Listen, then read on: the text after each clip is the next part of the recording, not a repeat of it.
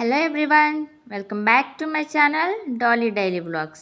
ఈరోజు మన వీడియోలో టమాటా పుదీనా చట్నీ ఏ విధంగా చేయాలో చూద్దాం.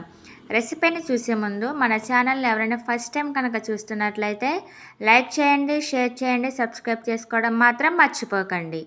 Let's start. ముందుగా స్టవ్ ఆన్ చేసి ప్యాన్ పెట్టుకుని 2 టేబుల్ స్పూన్ల వరకు నువ్వులను వేసుకోవాలి. నువ్వులను బాగా ఫ్రై చేయాలి, అలా అని బాగా మాడిపోకూడదండి. చిటపటమనే వరకు ఫ్రై చేసుకోవాలి. ఫ్రై చేసుకుని పక్కన పెట్టుకోవాలి. ఇప్పుడు అదే ప్యాన్లో 2 టేబుల్ స్పూన్ వరకు ఆయిల్ వేసుకుని 1 టీ స్పూన్ వరకు జీలకర్ర, 2-3 రెమ్మల వరకు వెల్లుల్లిపాయలు, 5 పచ్చిమిర్చిని వేసుకోవాలి. ఇక్కడ మీ కారానికి తగ్గట్టుగా పచ్చిమిర్చిని యాడ్ చేసుకోండి. ఇప్పుడు 2 మీడియం సైజు టమాటా బాగా పండినవి కట్ చేసుకుని వేసుకోవాలి.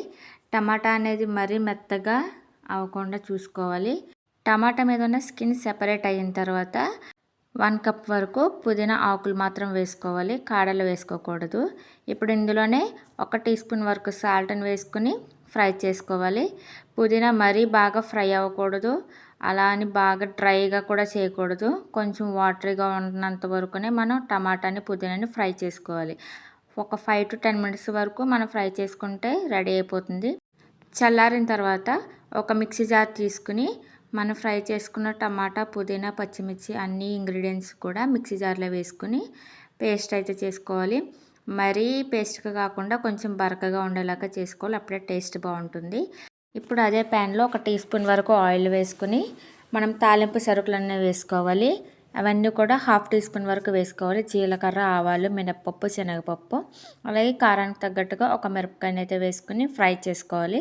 ఇది ఒక 2-3 నిమిషాల వరకు ఫ్రై అయిన తర్వాత మనం మిక్సీ పట్టుకున్న టమాటా పుదీనా చట్నీ పేస్ట్ని ఈ తాలింపు సరుకుల్లో వేసేయాలి. ఇలా ఒక 2-3 మినిట్స్ వరకు ఫ్రై చేసిన తర్వాత మనం నువ్వులని పౌడర్ కింద చేసి పక్కన పెట్టుకున్నాం కదండి, అది ఇప్పుడు ఈ స్టేజ్లో వేసుకోవాలి.